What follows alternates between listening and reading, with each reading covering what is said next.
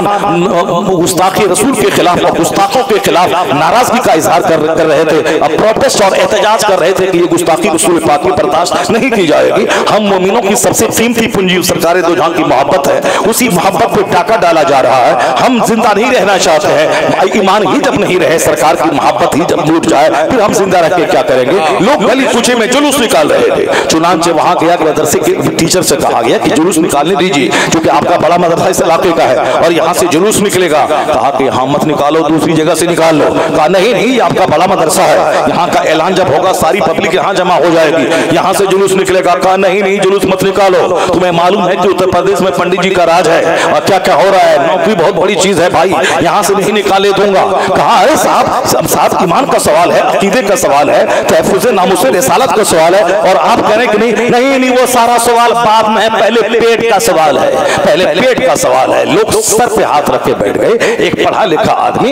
इस तरह की गंदी बातें करता है, इससे बेहतर तो इस तरह की बातें तो इस तरह की बातें तो गांव देहात का एक गरीब एक पागल आदमी भी नहीं बोलता है, क्योंकि सब जानता है कि रोजी तो सबको मिलने वाली है। जब जानवर को, छुछंदर को, बैल को, सांप को, सबको रोजी मिलती है, इंसान तो अशरफुल मखलूकात है, इसको रोजी क्यों नहीं मिलेगी। इस जमाने में कौन इंसान है जो भूखा मर रहा है? हाँ, लोग खाते खाते मर रहा है, ये तो केसेस रोजाना आ रहे हैं, लेकिन कोई आदमी भूखा मर जाए ये पहले होता था, इस जमाने में कहा। यहाँ तो साहब रोजी कितनी मोहताज है कि शादी ब्याह के मौके पर हजारों हजार 10,000 की दावत हो रही है और एक एक प्लेट 500 रुपए की होती है। उस 500 प्लेट में आधा बंदा खाता, आधा फेंकता है। जिस दिन कोई मेहमान आ जाए, 10 मेहमान घर में, सुबह सवेरे जाके कूड़े कचरे दान में जाके देखे किस कदर सेब और बिस्किट और साफ भुजिया की बर्बादी है। जिस दिन शादी ब्याह किसी के यहाँ हो, शादी की सुबह होकर के कूड़े दान में जाके देख ले किस कदर बिरयानी की बर्बादी है, किस कदर गोश्त की बर्बादी है। यहाँ तो दाने बर्बाद हो रहे हैं। यहाँ तो लोग शौक से एक एक प्लेट में 10-10, 15-15, 25-25 वैरायटीज का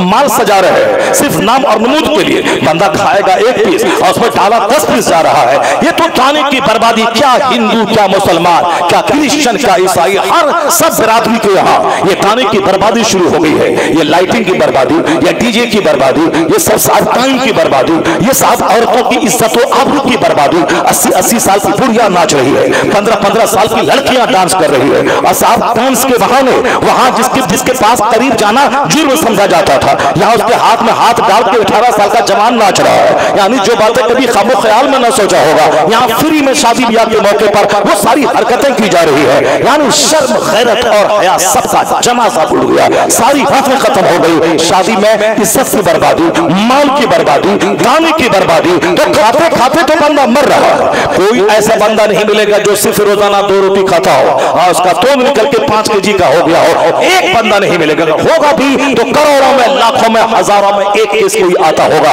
ये शाज़ो-लादी है। लेकिन जितना भी पेट कोठी की तरह होता है, पांव इधर सूखा हुआ है, इधर सर चेहरा सूखा हुआ है और पेट बिल्कुल कोठी की तरह निकला हुआ है, ये उसी का निकला होता है जो जरूरत से ज्यादा खाता है, और जो खाता है सोता है, और खाता है बैठता है, वर्क नहीं करता है, फिजिकल हरकत नहीं है, बीमारी है मगर फिर भी एक लुत्फ मजा है। साहब एक कमजोरी है नफ्स की, नहीं भूख नहीं है तो भी खा लेना है। 2 रोटी की भूख है, बिरयानी आ गई पर बिल्कुल साहब जब कस के गर्दन तक दबा दिया, उसके बाद पेट पकड़ के आधा घंटा तक रोना है, दवाई खाना है, उसको लूज मोशन हो जाए तो 10 दिन तक पेट और बाथरूम करते रहना है। यानी नफ्स पे कंट्रोल नहीं है, ख्वाहिशात पे कंट्रोल नहीं है। लोग खा खा के मरीज हो रहे हैं। डॉक्टर के पास जाएं तो डॉक्टर कहते हैं हार्ट की बीमारी का मूल कारण है ज्यादा खाना, शुगर की बीमारी का मूल कारण है जरूरत से ज्यादा खाना, और साथ ही ब्लड प्रेशर हाई का मूल कारण है ज्यादा खाना। लेकिन जब प्रेशर हो जाए या जब ब्लड प्रेशर हाई हो जाए तो बंदा को चाहिए बिल्कुल लिमिट में खाना खाए कि जिंदा रह सके,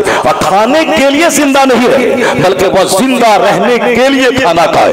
यहाँ तो साफ जिंदा ही है लोग खाना खाने के लिए, अभी ये खाना है, कल वो खाना है, परसों वो खाना है, सिर्फ खाने का मुकाबला है। क्या अमीर क्या गरीब, सब खाने का मुकाबला है, सिर्फ खाने का मुकाबला हो रहा है। इस जमाने में रोजी की फिक्र नहीं साहब, पेट चाहिए, उससे बड़ा बिल्कुल दुनिया में कौन होगा जो इस माल के अफराद के जमाने में, इस माल की फरावानी के जमाने में, यहाँ तक कि एक गरीब पहले 1000 का मुंह नहीं देखता था, बेशुमार लाखों गरीब मर गए गांव देहात में, जिन्होंने 1000 का मुंह नहीं देखा, लेकिन आज गरीब से गरीब घर में 1-1 लाख रुपए मौजूद होते हैं, 50-50 हजार रुपए होते हैं। कभी मांग मांग के माह रमजान में बेशुमार गरीबों के घर में कई लाख जमा हो जाते हैं। 1000 रुपए तो वो डेली कमाता है, शहर में जाके ईंट ढोता है 8 घंटे, वहां से 1000 रुपए लेके घर आता है। अगर मिस्त्री हो तो 1000 लेके आता है, अगर मजदूर हो तो 500-600 रुपए लेके आता है। इस जमाने में अगर कोई बोले कि पेट पहले जन्नत बाद में, पेट पहले दोज़ख बाद में, पेट पहले ईमान अकीदा बाद में, उससे ज्यादा सड़ा हुआ, उससे ज्यादा घटिया आदमी कोई नहीं होगा। इसलिए अपने बाल बच्चों को बता दे कि जन्नत पहले पेट बाद में, ईमान पहले पेट बाद में, मुस्तफा की मोहब्बत पहले पेट बाद में, इल्म पहले पेट बाद में, दीन पहले पेट बाद में। अगर ये अपनी गुत्ती में पिला दिया तो बंदा नौकरी को दांव पे लगा देगा।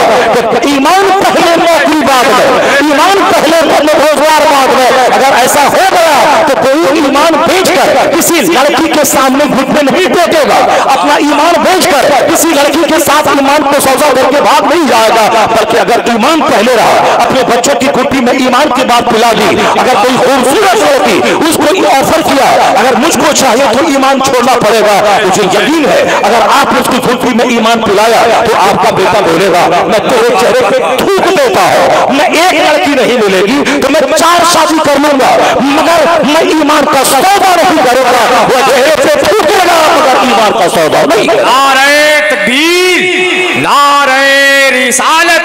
आज साहब हर बाप अपने बेटे के सामने पेट का चर्चा कर रहा है, हर बाप अपने बेटे के सामने रोजगार का चर्चा कर रहा है, हर बाप अपने बेटे के सामने माल का सवाल कर रहा है। माल की बात है, इंजीनियर बनना है, कमाना है, खाना है, डॉक्टर बनना है, कमाना है, खाना है, फला साहब पीएम बन गया, कमा रहा है, खा रहा है। तो हमारे बच्चों के दिमाग में भी कमाने खाने का सवाल पैदा हो रहा है। तो पढ़ने लिखने का, इंसान बनने का, शरीफ बनने का, जन्नती बनने का, समाज की सेवा करने का, गरीबों मिस्किनों के दर्द में काम आने का, समाज के लिए बुराई के खिलाफ लड़ने का, समाज को अच्छाइयां देने का, बुराइयों को समाज से मिटाने का, ये जो एक पढ़ने लिखने का सबसे बड़ा एम और उद्देश्य होता है, ये उद्देश्य कहां से आएगा?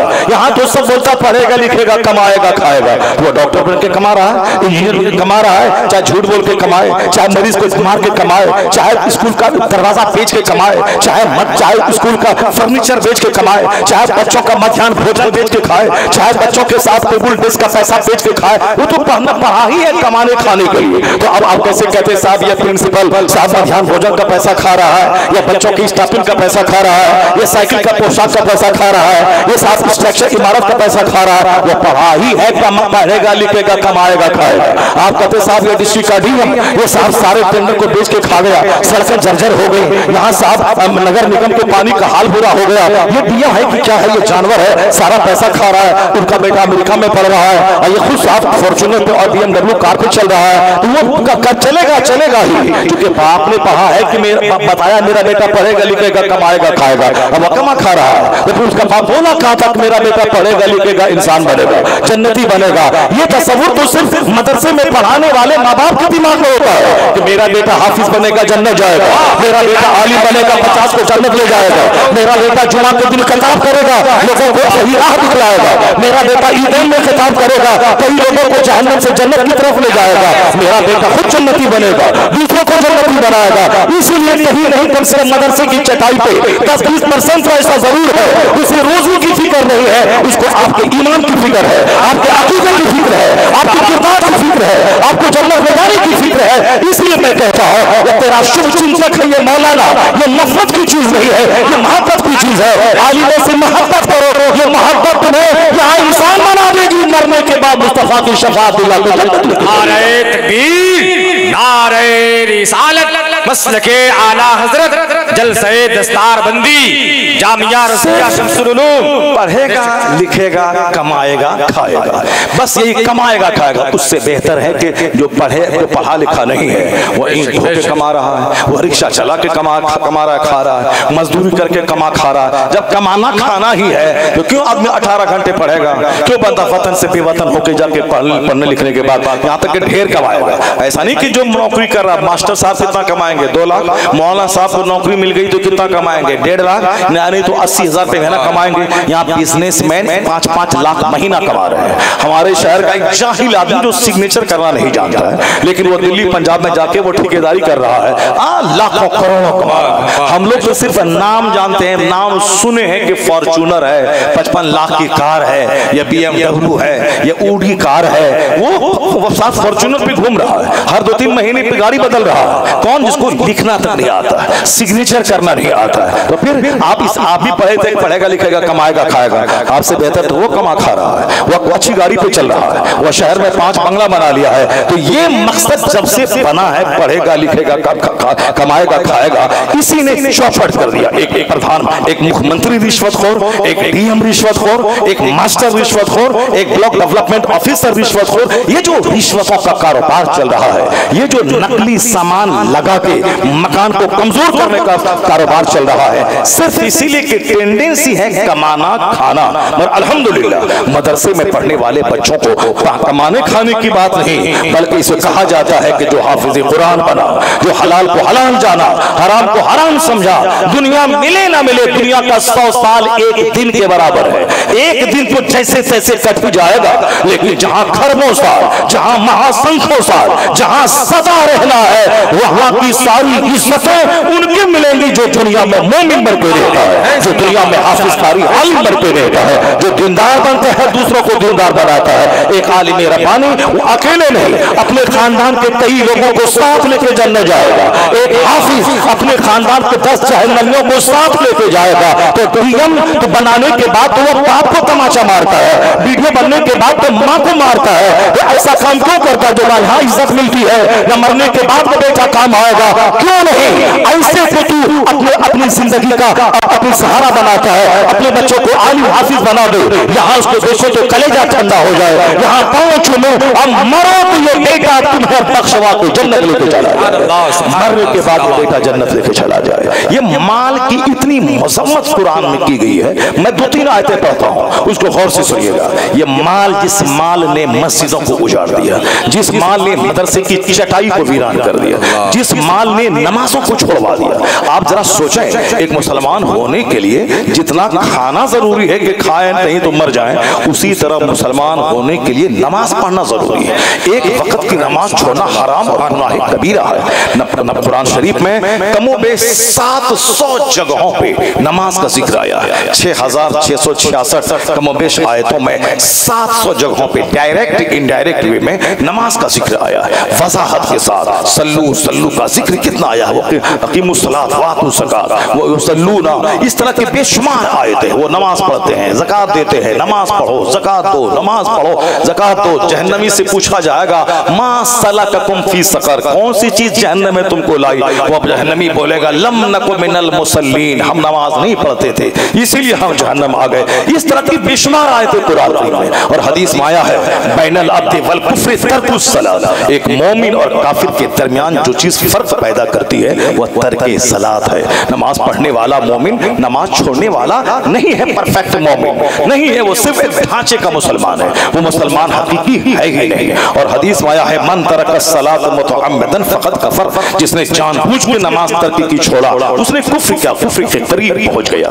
आया है हदीस में कि बेनमाजी का हश्र क़यामत के दिन फिरौन हामान के साथ होगा, फिरौन के साथ होगा, हामान के साथ होगा। इन घटिया किस्म के काफिरों का नाम मुस्नद अहमद की रिवायत में लिया गया है कि बेनमाजी का हश्र फिरौन के साथ होगा, उसके वजीर हामान के साथ होगा और फिर कारून के साथ होगा, उमैया इब्न खल्फ, इन 4 काफिरों का नाम लिया गया। चूंकि फिरौन को बादशाहत ने काफिर बनाया, वरना वो कभी कभी रात में सजदा करता था और दिन में खुदाई का दावा कर बैठता था। सिर्फ बादशाहत की तलब ने उसको काफिर बना दिया, वरना वो अंदर से थोड़ा सा नर्म था, वो ईमान ले आता, लेकिन वो बादशाहत का जुनून था, इसी जुनून ने उसको काफिर बना दिया, खुदाई का दावा करने पर मजबूर कर दिया। तो जिसको इख्तिदार, जिसको मनसब, जिसको मर्तबा, जिसको साहब प्रधानी, जिसको मुखिया बनना, एमएलए बनना, विधायक बनना, एक गांव का सरदार बनना, सरदारी की वजह से जिसको नमाज पढ़ने की फुर्सत नहीं मिलेगी, उसका हश्र फिरौन के साथ होगा। हामान उसका वजीर था, जिसको मुलाजमत, नौकरी में मास्टर हो टाइम नहीं मिलता, मैं टीचर हो टाइम नहीं मिलता, मैं ब्लॉक में किरानी हो टाइम नहीं मिलता, मैं साहब सेल्समैन हो टाइम नहीं मिलता। जो नौकरी की वजह से उसको टाइम नहीं मिलता हो, उसके बारे में मुहद्दिस फरमाते हैं शारिहीन हदीस कि उसका हश्र हामान के साथ होगा। हामान काफिर नहीं होता, लेकिन फिरौन की मुलाजमत, फिरौन की वजारत की वजह से वो बंदा काफिर हो गया। कारून तौरात का बेहतरीन कारी था, वह जबरदस्त इख्तियार करता था और मूसा अलैहिस्सलाम का साथ देता था, मगर तिजारत की वजह से इतना माल कमा लिया, इतना माल कमा लिया, इतना माल कमा लिया कि ज़कात में बेपनाह माल निकल गया। तो माल की मोहब्बत और लालच ने उसे काफिर बना दिया। तिजारत की वजह से माल बहुत कमाया, इसलिए जब उनको ज़कात के बारे में बताया गया तो ज़कात जब निकालना चाहा तो ढेर सारा माल ज़कात में निकल रहा था। इसी लालच ने कारून को काफिर बना दिया। तौरात का कारी था वो, जनाब मूसा अलैहिस्सलाम का साथ देने वाला, तौरात बेहतरीन ढंग से पढ़ता था, लेकिन उसके बावजूद तिजारत ने, बिजनेस ने, मालो दौलत ने उसे काफिर बना दिया। यहां तक कि कारून इनकार जनाब मूसा अलैहिस्सलाम पे इल्जाम लगाया। उस इल्जाम के चलते अल्लाह ने उसे जमीन में धंसा दिया। तमाम मालों समेत खरबों का माल समेत फिरौन कारून को जमीन में अल्लाह ने धंसा दिया। अब कयामत तक वो धंसता ही रहेगा। तौरात का बेहतरीन कारी माल की चाहत ने तबाह कर दिया।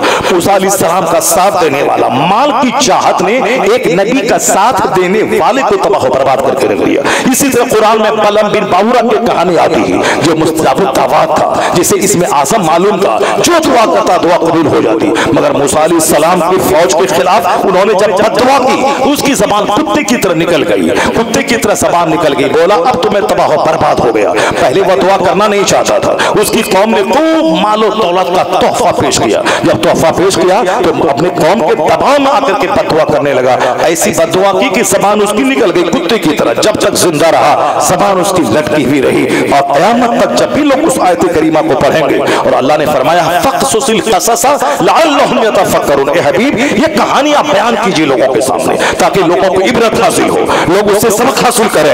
और इस आयत करीमा में यही है, वतलु अलैहिम नबअल्लज़ी आतैनाहु आयातिना फंसलखा, यानी आप उनकी कहानी बयान कीजिए जिसको मैंने आयतें दी थी मगर वो उससे निकल गया। फलौ शिना लरफ़अनाहु, अगर मैं चाहता तो जो आयत उसको दी गई, जो उसको मर्तबा दिया गया, उससे तो बहुत बुलंद उसको कर देते। वलाकिन अखलदा, लेकिन वो जमीन को पकड़ के रह गया। लालच ने, हिर्स ने, माल दौलत की तड़प ने उसको तबाह बर्बाद कर दिया। जो बुलंदी पे पहुंचने वाला था, मगर मालो दौलत की हिर्स ने उसे तबाह बर्बाद कर डाला। मसलहु का मसलिल कल्ब, उसकी मिसाल कुत्ते की तरह। अल्लाह कहता है मसलहु का मसलिल कल्ब, उसकी मिसाल कुत्ते की तरह है। कुत्ते की तरह उसको छोड़ो तो भी ज़बान निकालता है। वइन तहमिल अलैहि यलहस और तत्रुकहु यलहस, उस कुत्ते की खासियत है, उस पर सामान ला दो तो भी वो ज़बान निकालता है, और छोड़ दो तो भी ज़बान निकालेगा। उसको पत्थर मारो तो भी ज़बान निकालता है, हड्डी मारो तो भी ज़बान निकालता है। यानी उसकी मिसाल कुत्ते की तरह। किसकी? जो इसमें आज़म जानता था, जो हर दुआ जिसकी कबूल होती थी, जो दुआ करता था दुआ कबूल होती थी। लेकिन इसी चाहते दुनिया ने तबाह बर्बाद कर डाला, उसे बर्बाद कर दिया। कारून को बिजनेस ने बर्बाद किया।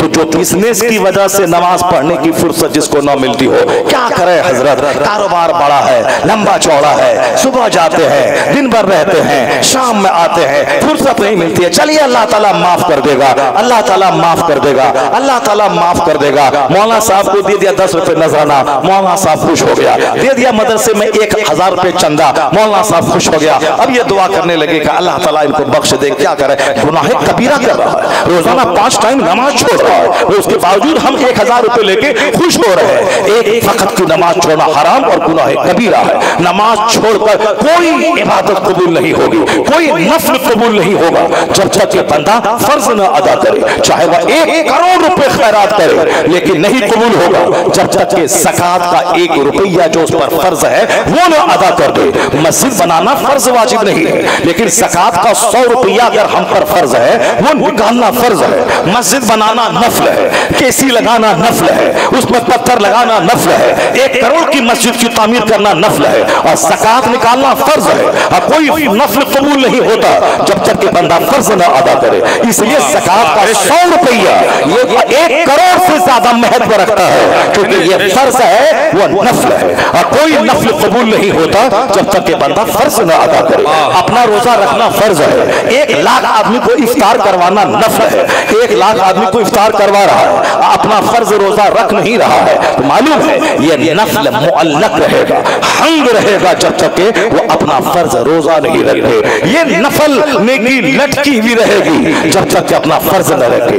औरतें नफल रोजा रखने में बहुत माहिर होती है। ये 27वीं रजब का रोजा, या 1 रजब का रोजा, या 30 रजब का रोजा, या शाबान का रोजा, ये सब शव्वाल का रोजा, ये बकरीद जुल्हिज्जा का रोजा, ये मुहर्रम का रोजा। चूंकि उसको तो भूखी रहने की आदत है, वो जागती है सुबह 5 बजे, नाश्ता करेगी दिन के 2 बजे, रात दोपहर का खाना खाएगी शाम के 6 बजे, रात का खाना खाएगी रात में 12 बजे। उसको तो भूखे रहने की आदत है। शौहर से कोई लड़ाई होगी, अब वो दाना पानी छोड़ दिया, अब साहब किसी ननद से लड़ाई होगी, अब खाना पीना छोड़ दिया, तो उसको तो भूखे रहने की आदत है। वो भूखे न रह के वो रोजे की नियत कर लेगी, 27 शाबान का रोजा, तो 15 शाबान का रोजा, 27 रजब का रोजा। सुन लो मेरी माँ बहन बेटियां, रमजान का जो रोजा फर्ज है, इसके मुकाबले में कोई रोजा काम नहीं आएगा जब तक कि वो रमजान का फर्ज रोजा नहीं रखे। रमजान का फर्ज रोजा रखना जरूरी है, नफल मत रख, कोई गुनाह नहीं होगा। अलबत्ता नमाज पढ़ना रोजा रखने से ज्यादा फर्ज है।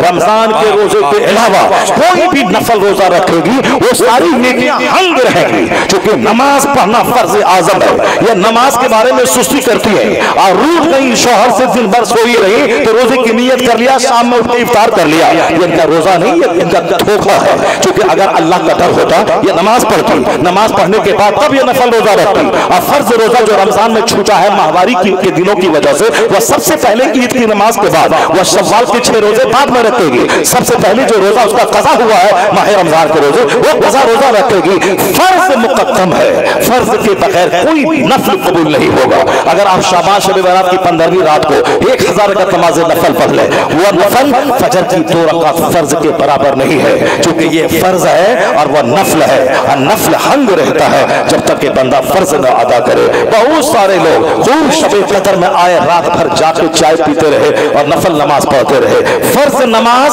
फर्ज है, वह नफल पढ़े तो सवाब, नहीं पढ़े तो कोई गुनाह नहीं। लेकिन फर्ज अगर है तो उसके साथ नफल मिलकर दर्जा बुलंद हो जाएगा। लेकिन अगर फर्ज नहीं है और नफल का पहाड़ है, वह जीरो है, यानी उसकी नेकी का कोई एतबार नहीं जब तक कि बंदा फर्ज न अदा करे। तो ज़कात तब जरूरी है, मस्जिद जरूरी नहीं है। अपना रोजा जरूरी है, वो इफ्तार करवाना जरूरी नहीं है। अपना हज करना जरूरी है, 5 आदमी को हज करवाना जरूरी नहीं है। हज करना फर्ज है, उम्रा करना फर्ज नहीं है।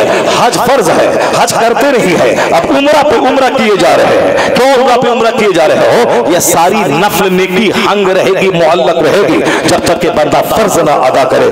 इसलिए तो मसलक आला हजरत सारी दुनिया में उस मसलक की जो आज गूंज है, उस मसलक की जो चमक है, उस मसलक के फलाफर बढ़ रहे हैं, इसीलिए कि आला हजरत दूध का दूध पानी का पानी फैसला करते हैं, वह शरीयत की बातें बताते हैं। वह लोग जहां मसलक आला हजरत नहीं है, या तो वहां राफिजियत है, या तो वहां खारजियत है, या तो वहां नासबियत है, या तो सहाबा की मोहब्बत में चूर होंगे, अहले बैत को गाली देंगे, या अहले बैत से प्यार करेंगे, सहाबा को गाली देंगे, या कुरान हदीस ना पढ़ के